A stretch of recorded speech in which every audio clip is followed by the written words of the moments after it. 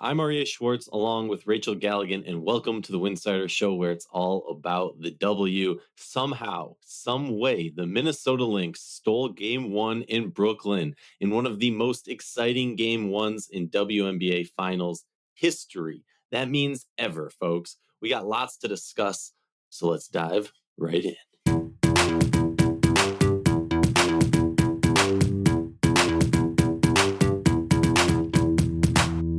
If you like our show, please consider joining our Patreon community, patreon.com/Winsidr. For less than a cup of coffee a month, you can directly show support for the hard work we at Winsidr do covering the W. And don't forget to see our amazing staff's written content over at winsidr.com. You might know my voice and Rachel's voice, but we have many more amazing written and spoken voices and graphical voices over at winsidr.com that are doing amazing work. Please go show them some love. Welcome back to the show. Very excited to be here. We have a special guest, Pickle's in the house for this episode. Normally, I think Pickle probably keeps Rachel up late at night. Last night, Rachel was keeping Pickle up late at night, tweeting, retweeting, Rachel, okay, for everybody who lives under a rock, for anyone who was not aware of what went down last night, let's break it down real quick. Just a few stats. 95-93 in overtime. The Minnesota Lynx take out the number one seeded New York Liberty in Brooklyn. A riot of a crowd, a raucous crowd. The excitement there was electric, although it did get silenced a few times by the Minnesota Lynx. I just want to run down like kind of the quarter by quarter scoring just so people get an idea, and then we'll kind of dive in to exactly what happened. First quarter, New York Liberty blow Minnesota out of the water 32-19. Now, you might say 32-19 isn't the worst numbers ever. I think Cheryl Reeve would argue letting them 32 points in the first quarter of the WNBA Finals is horrible. Next quarter, New York only scores 12 points while Minnesota scores 17, making it an 8-point game going into halftime. A big relief for Minnesota. Coming out of the half, Minnesota steals the third quarter, 25-24. Still a close game, but Minnesota chipping away. In the fourth quarter, Minnesota takes the fourth quarter, 23-16 over New York. There was a lot to dissect in the closing minutes of that game. An important aspect to note is Minnesota, with around 4 minutes left in the game, was down 15. Makes an insane, improbable comeback. Game is tied. We go to overtime. Minnesota takes the overtime quarter 11-9 to win the game 95-93.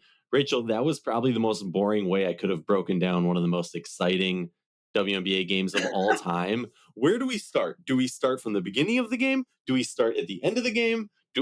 Where do you want to go? I guess react for me first.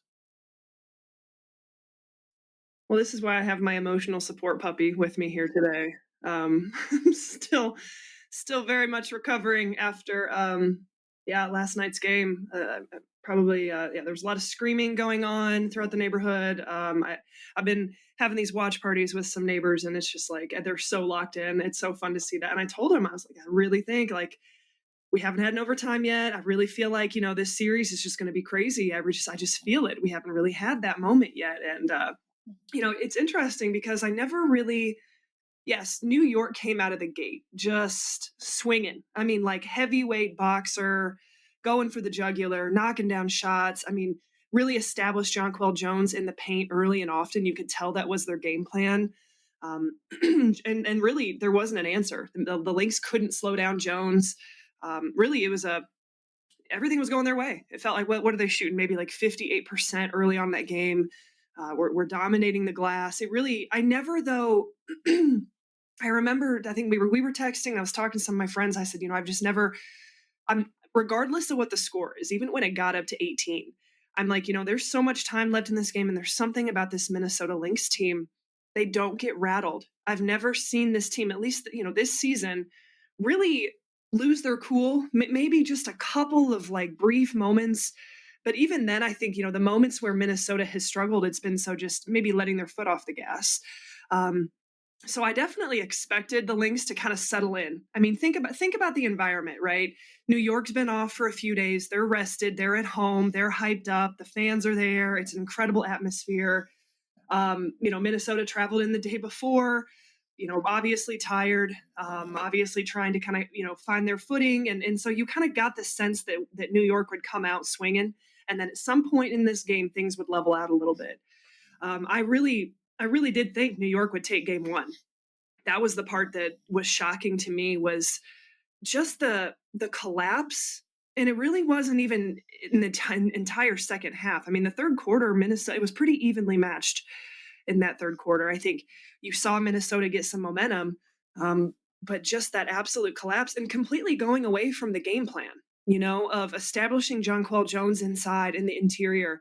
And you saw the confidence of Minnesota just rise defensively throughout the course of the game in terms of their ability to get stops. Um, Everything feels like such a blur in games like that, right? Like you almost feel like you've got to go back and watch the final 10 minutes, and just kind of like, because like the chronological events and when things happened, and there were some crazy calls. The play that sticks out to me the most is the Courtney Williams 4-point Yo, play. that play was freaking That ridiculous. really felt. I mean, that just felt like such a momentum swing, and then to come back down and take that next shot, the guts, unbelievable performance and confidence and swagger from Courtney Williams to, in that moment, do what she did to really elevate this Lynx team and get them to even have a chance into overtime, right? And then you think about the Brianna Stewart free throw and some of those foul calls down the stretch. Okay, Stewie's at the line, arguably one of the top 3 players in the world, is at the free throw line to seal the game. There's 0.8 seconds left on the clock. She makes the first one, misses the second. We're going to overtime. And then after that, I mean, it's just it's just kind of human nature at that point to understand that the Minnesota Lynx had momentum. They had all the confidence in the world going into that overtime frame. And you could tell the Liberty were rattled. I was rattled for the Liberty. Just that missed free throw, giving up this massive lead of 18 points. And just, in this moment, I mean, that is such a intense moment with so much on the line in game one. And I do feel, and if you guys hear any sort of grunting or grumbles, that is my pug. And so, yeah, that's a life of a pug mom. He makes a lot of little grumbling noises. So you're gonna have to bear with me today. This is our special guest. Like I said, my emotional support puppy. But just it doesn't get any bigger than that in terms of that moment and the pressure that was on the Liberty. They had to take game one. And obviously one of the most unbelievable comebacks. The Lynx end up outscoring New York 29-11 in the final 10 minutes and 19 seconds of that game. So halfway through the fourth quarter and into overtime, you just can't have that type of collapse. And it just felt And like Rachel, shot selection. New York scored 9 honestly, in overtime. Right. I mean, just the final 5 minutes of the fourth quarter, they score 3 points. I need to go back and rewatch. I've already done it twice, but I need to go back because I'm rewatching it through the lens of watching Minnesota. I need to go back and watch it through the lens of the New York Liberty and just try to understand what transpired, probably, in that fourth quarter, just entirely. What did they go away from? What happened? The shot selection. But I do feel like they kind of went away from establishing Jones in the paint, and that's what got them that lead, and that's what got them the ability to stretch the floor and get higher percentage shots. That is the perfect segue. In the first quarter, because I'm going to break this down real quick for you. In the first quarter, Jonquel Jones, she gets to the line a few times. She hits 3 shots, takes 4 shots. In the rest of the regular game, so the second quarter, the third quarter, the fourth quarter, she takes a total of 4 more shots. So you established her early, right? You have that element. Look, Minnesota can match Sabrina. You can play defense on her. You can force her into bad looks. You can try and get her off her game so her shooting percentage is not that good. Stewie's going to do Stewie. Jonquel Jones brings an element to this team Minnesota does not have an answer for. Minnesota can do all these different things to keep her off her game, to not get her in the paint. But the fact of the matter is, once Jonquel Jones gets 1 foot in the paint, Minnesota is in a bad position. And we saw that repeatedly in the first quarter. Jonquel Jones gets position. There's nobody on Minnesota that has her height. There's nobody on Minnesota that has her length. And there's nobody on Minnesota, arguably besides Maisha, who has her size to battle with her. And so New York got away from that. And the whole game, as I'm watching it, it almost was like they stayed afloat enough where they didn't realize that they had to be feeding her more. They got into this like they fell into this trap almost that Minnesota laid for them, which was making them think because they had this big lead to go into a more finesse style of game, which we know New York can fall into before. A little point that you noted, you know, to make it into a different, you know, give the bigger picture in the WNBA, teams in the playoffs, while trailing by 15 or more points in the last 5 minutes of regulation, were before this game 0 and 183. They are now 1 in 183 due to the Minnesota Lynx win last night. Minnesota stayed true to the course. They chugged along. They chipped away at it. And honestly, here's the Yep. thing that maybe should be the most frustrating thing for New York fans. This wasn't Minnesota's best game. Minnesota was off. Minnesota No. was trying to find a rhythm. And Reeve talked about it in the post-game presser. She had some great lines in there. Anyone who loves a good Reeve line should definitely go check it out. Like at one point, she looks at the stat sheet, turns to Courtney Williams, goes, "Courtney, you got 5 assists. Does that one to Sab count?" For those who don't know, Lynx have like a 5 point lead and Courtney gets a rebound. They can seal the game, make it a 3 possession game. Instead, she passes it to Sabrina, who takes it to the hole, makes the 3 point game. Then JJ tied it or Sabrina tied it, whatever it was. It was a hilarious line. Point is that Minnesota was, because their back was against the wall, their feet were to the fire, and they understood. I think what I saw last night on Connecticut's side, or sorry, on New York's side, was a very Connecticut-esque, right? Where they got to where they've been before and they hiccuped a little bit, they tripped a little bit, and all of a sudden the panic set in, right? We see that with Connecticut when they get deep in the playoffs, where at a certain point in the series, the panic almost feels to set in, and you no longer have that faith, that trust that they can stay cool, calm, and collective. Or if you have said this whole season, the steady Eddie, that's what seemed like happened in my mind in New York, right? New York has this giant lead, 18 points at one point. Minnesota's chipping away. And now we're in the fourth quarter. You have a 15-point lead. You blink. All of a sudden, it's a 2 possession game. And you're sitting there and you're going, oh my God, is this going to happen Right. again? And you start to question, and you're no longer playing loose, playing fun. You could see it in the crowd, you could see it in the players. And Minnesota was playing loose and fun because they were down. But, we talked about this in the semifinals. New York understood what it took to get to the finals because they had been there before. Minnesota didn't in game one, and they got shown that by Connecticut, but then they recalibrated and understood. It feels like to me, and look, I'm from Minnesota, so take this with a grain of salt. If I'm being a homer, I understand, call me out. I also picked Minnesota to win this game because I think based on the regular season matchup, like this is the better team. I thought they were going to lose game one, but I think they win the series. Minnesota showed me so much growth in that game to not need a full game to understand the level of intensity that needs to be brought, to not sit down when you're down 32-19 and say, you know what, we didn't think we were necessarily going to win game one. It was going to be tough.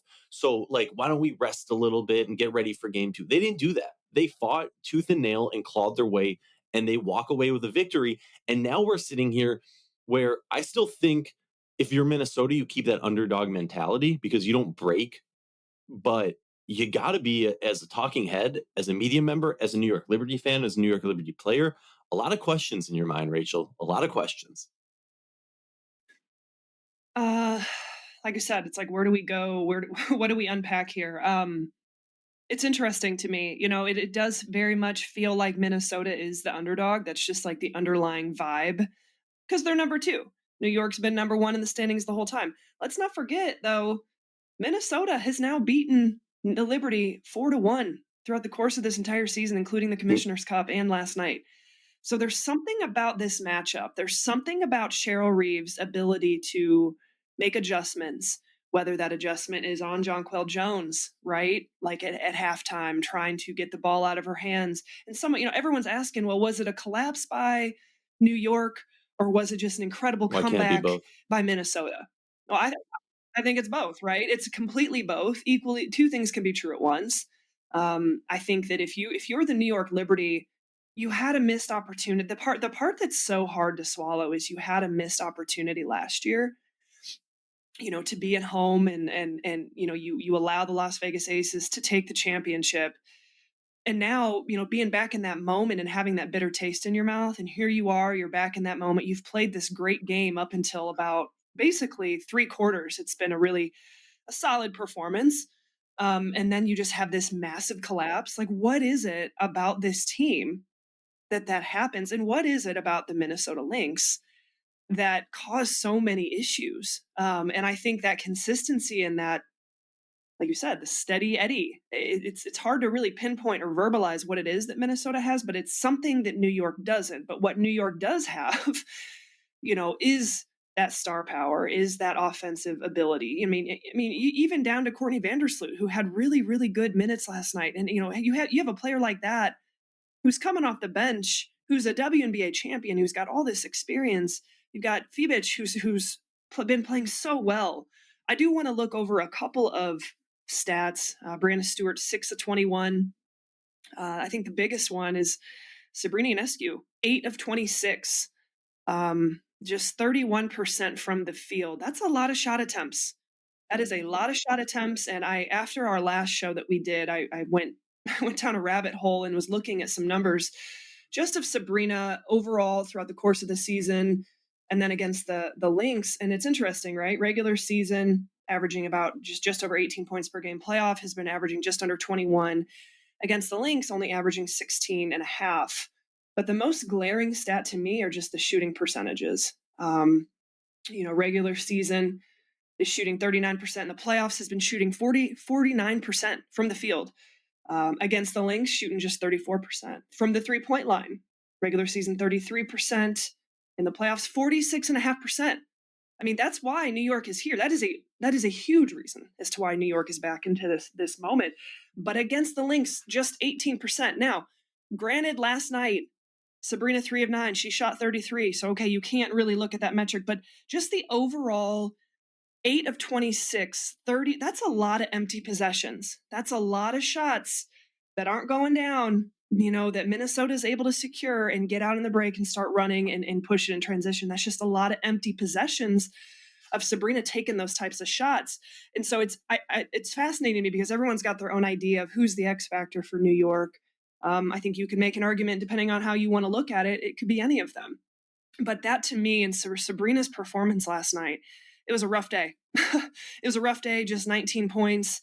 I mean, everybody outside of Benijah Laney-Hamilton was negative out of that starting lineup, which is interesting, right? Because especially after that start and how dominant New York looked. I mean, it was like complete dominance.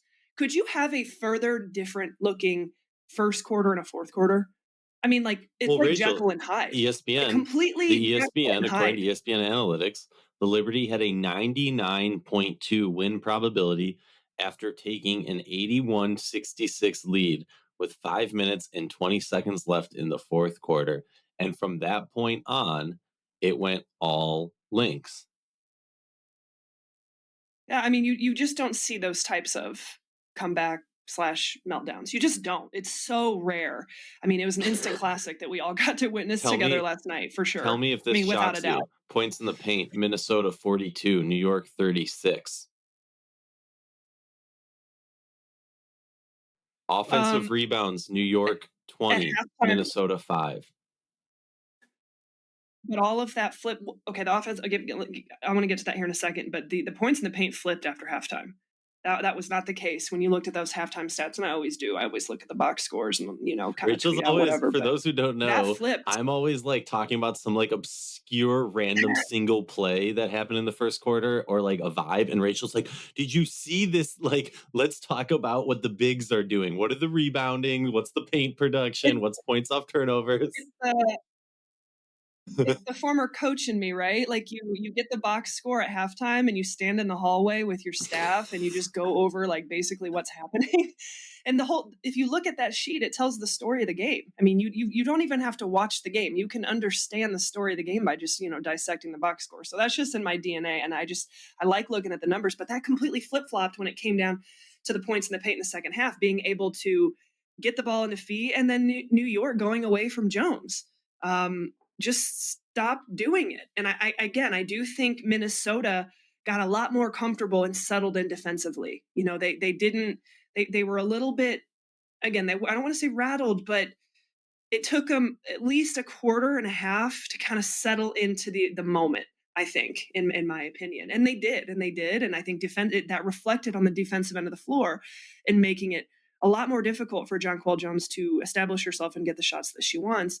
You did bring up a point about the offensive rebound, which is absolutely fascinating. 20 offensive rebounds. If you told me nothing else, and say I was out of the country and I'm working, and you would have been like, man, New York had 20 offensive rebounds, I would have thought Right. that this was a complete massacre of a game. You that is very unusual. To first off, New York out rebounds Minnesota 44-32, but to have 20 offensive rebounds and 23 second chance points off of those offensive rebounds, I would have thought for sure New York won by at least 15, at least 15. And so that's why, like, this game is so fascinating and in such an instant classic, because they were supposed to win it. They were winning this game. This game was done. It was, and then you just have this absolutely crazy, final 10 minutes of the game, including overtime, that just everything went completely south, and it went south as quickly as possible. But you know what? Brianna Stewart makes a free throw, and we sound completely different. Well, We're gonna fine, sit. We're Rachel, sitting but here the and we're talking. Oh referees man, review the Brianna Stewart kick the ball out of bounds with the Lynx. Yeah, and well, that's there's the a thing whole where lot of questions we to have talked about in about the that. beginning. Like we'll get to the final calls at the end. The other thing that I want to bring up, because if we're looking at box scores, something that needs to be discussed. Minnesota shoots 36 of 71. New York shot 34 of 90. They got 90 shots off, 19 more shots than Minnesota. They shot 37.8% from the field, while Minnesota shot an impressive Right? 50. If you would have told me that New York got 19 more shots up than Minnesota, hit 4 more three-pointers than It's Minnesota, crazy. these are had 15 more offensive rebounds than Minnesota, right?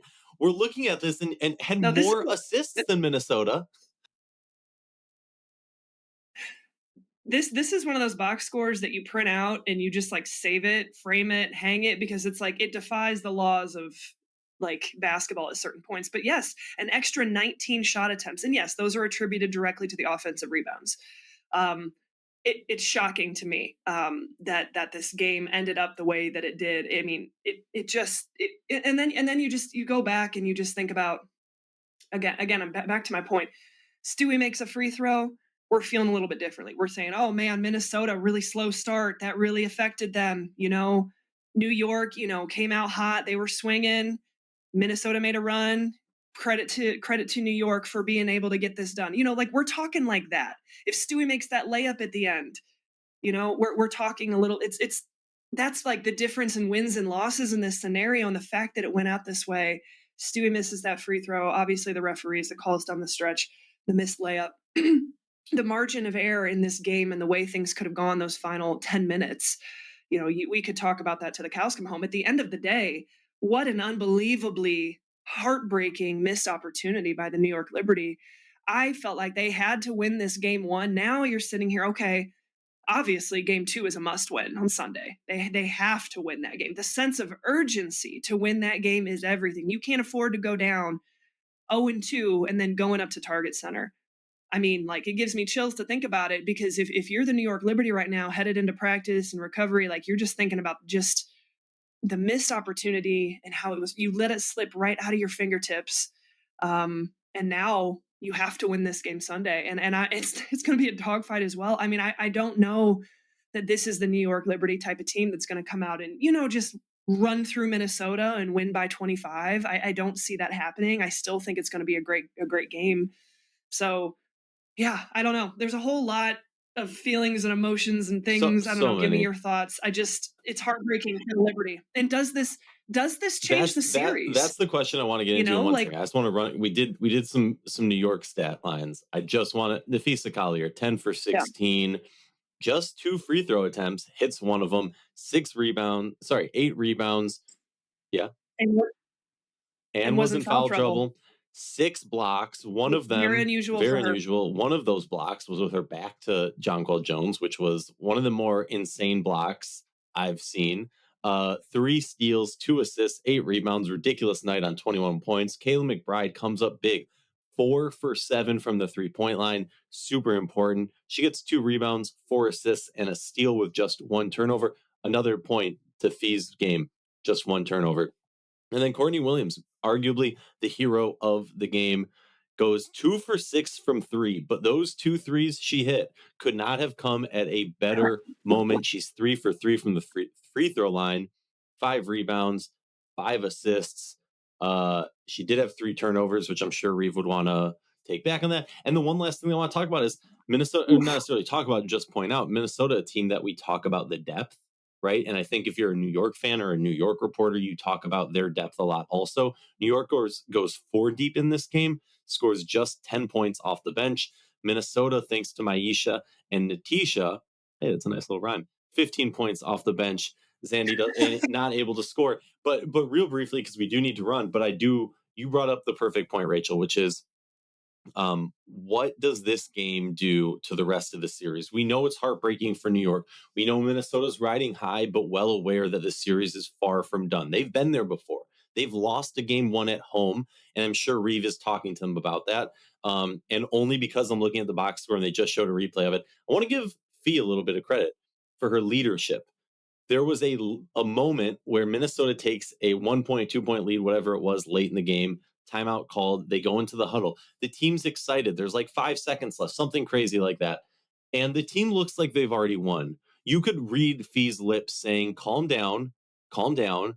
We still have time to go. The game's Yeah. not over. And you could see her excitement because she's not hiding that, but she's saying, we understand we're in this moment. This game is not done. Lots more to do. So big props to her really growing in that moment, I think, and showing why she is the face of this franchise and the leader of this team. But Rachel, you lose game 1. I find it hard to believe. I don't see New York winning 2 games in Minnesota. How No, does I what all right, going into this, we saw this going 5. You original going into the playoffs, I said Lynx in 4. I'm feeling like I might be right, but I'm crazy. You said Liberty in 5. I'm not asking you to switch, and I know, and I want to give you fair credit.